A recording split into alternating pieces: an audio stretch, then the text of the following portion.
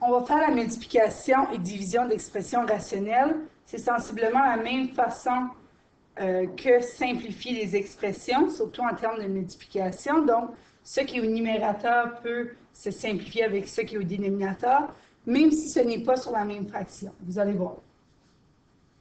Encore une fois, on commence par factoriser si on a besoin de factoriser.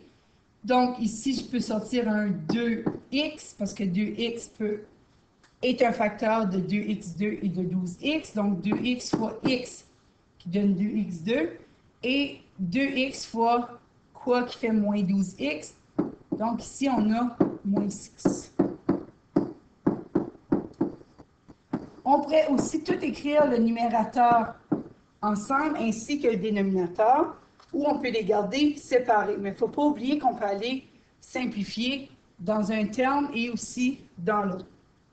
Donc, avant de simplifier nos valeurs non permises, x ne peut pas être égal à 0, x ne peut pas être égal à 6. Donc, ici, c'est des valeurs qui ne sont pas permises. Donc, x égale à 0 est non permise et x égale à 6 est aussi non permise. Dès qu'on a fait ça, on peut venir simplifier. Si vous voyez, on a x moins 6 en haut, x moins 6 en bas, même s'ils ne sont pas sur les mêmes termes, c'est correct. On a un 5 et un 15, donc 5 quinzièmes donnerait un tiers, donc je reste 3, et j'ai un x qui part avec un x.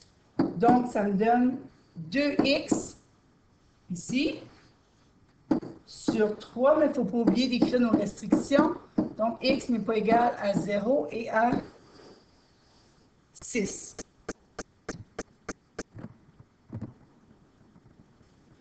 Ici, nous avons une division. Donc, je vous rappelle que quand on divise par une fraction, c'est comme multiplier par l'inverse.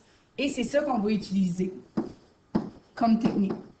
Donc, valeur non permise, je vous rappelle, on fait tout d'abord la factorisation. Je vais laisser un petit peu plus de place. Donc, ça ne se factorise pas. Ici, je vais sortir 3x fois x moins 3.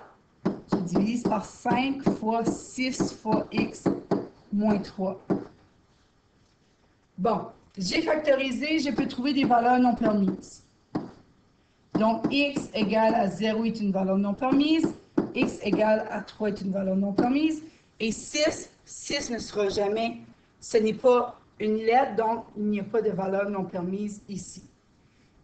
Je vais juste écrire ici, x moins 5 sur 3x fois x moins 3. Quand je divise par une fraction, c'est comme multiplier par l'inverse. Si vous remarquez, j'ai un nouveau dénominateur. Un nouveau dénominateur nous dit peut-être une nouvelle valeur non permise. Donc, je vérifie, 5 reste toujours 5, donc il n'y en a pas d'autres. Donc, c'est important ici de trouver des valeurs non permises après avoir factorisé. On inverse et on retrouve d'autres valeurs non permises s'il y en a, évidemment. Nos x moins 3 peuvent partir. Mon 3 et mon 6, il me reste un 2, donc 6 divisé par 3 donne 2.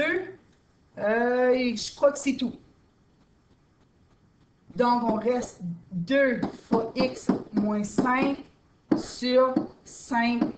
Évidemment, nos valeurs non permises, ou plutôt nos restrictions. X ne peut pas être égal à 0 et à 3.